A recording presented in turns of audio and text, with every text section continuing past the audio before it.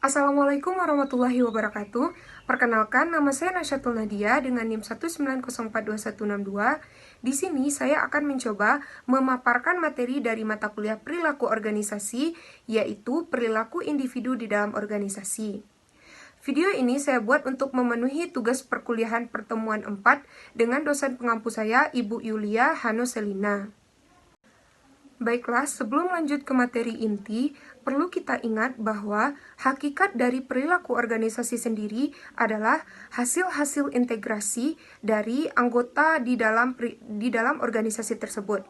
Jadi, untuk memahami perilaku organisasi secara maksimal, akan lebih baik jika terlebih dahulu kita memahami individu-individu yang menjadi faktor terpenting di dalam organisasi tersebut.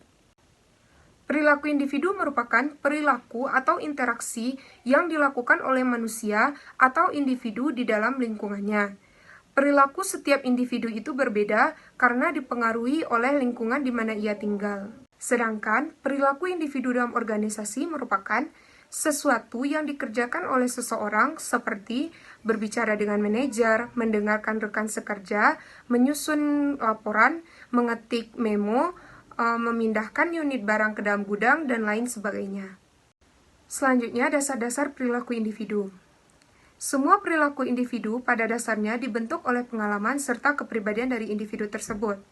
Dasar-dasar perilaku individu dalam organisasi penting bagi praktisi sumber daya manusia untuk memahami perilaku organisasional yang selanjutnya akan bermanfaat bagi pengambilan kebijakan sumber daya manusia. Dasar perilaku individu yang pertama adalah karakteristik biografi. Karakteristik biografi sendiri dapat kita temukan dalam berkas personalia dari seorang karyawan, seperti jenis kelamin, usia, masa kerja, jumlah tanggungan, dan status perkawinan. Yang pertama, usia. Semakin meningkat usia seorang karyawan, maka tingkat turnover dari karyawan tersebut semakin menurun. Tingkat turnover adalah keinginan seorang karyawan untuk keluar dari tempat ia bekerja sekarang. Nah, mengapa tingkat turnover ini turun?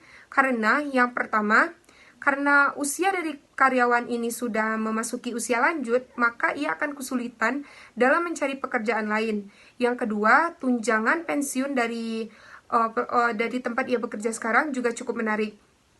Yang kedua, mengenai jenis kelamin. Tidak ada perbedaan yang begitu signifikan antara pekerja laki-laki dan pekerja perempuan. Keduanya sama-sama berpeluang untuk memberikan kepuasan kerja yang maksimal. Yang ketiga, status perkawinan. Seorang pekerja yang sudah menikah, tingkat absensinya itu lebih sedikit, mengalami pergantian yang lebih rendah, serta ia lebih merasa puas dengan pekerjaan yang tengah ia jalani dibandingkan dengan pekerja atau karyawan yang masih bujangan. Yang keempat, jumlah tanggungan. Jumlah tanggungan tidak memberikan dampak yang begitu signifikan terhadap produktivitas, kepuasan kerja, terhadap tingkat absensi, ataupun tingkat pergantian dari seorang karyawan. Yang kelima, masa kerja. Baik karyawan baru maupun karyawan lama, mereka sama-sama berpeluang untuk memberikan tingkat kepuasan kerja yang lebih baik karena itu semua didasarkan pada kemampuan mereka masing-masing. Jadi, baik pekerja lama atau pekerja baru pun itu tidak menentukan bahwa produktivitas kerja masing-masing lebih baik. Dasar perilaku individu yang kedua adalah kemampuan kerja. Kemampuan kerja ini terbagi dua. Yang pertama, kemampuan intelektual merupakan kemampuan yang diperlukan untuk kegiatan mental seperti berpikir, menganalisis, memahami yang dapat diukur dengan cara tes IQ. Yang kedua, kemampuan fisik, yaitu merupakan kemampuan yang diperlukan untuk kegiatan yang membutuhkan kemampuan keterampilan, kecekatan, kekuatan, dan stamina. Dasar perilaku individu yang ketiga adalah kepribadian. Kepribadian merupakan sesuatu yang terdapat di dalam diri seorang individu yang membimbing dan memberi arah kepada seluruh tingkah laku individu yang bersangkutan. Dasar perilaku individu yang terakhir adalah proses belajar. Proses belajar merupakan setiap perubahan perilaku yang relatif bersifat permanen yang terjadi sebagai hasil dari pengalaman.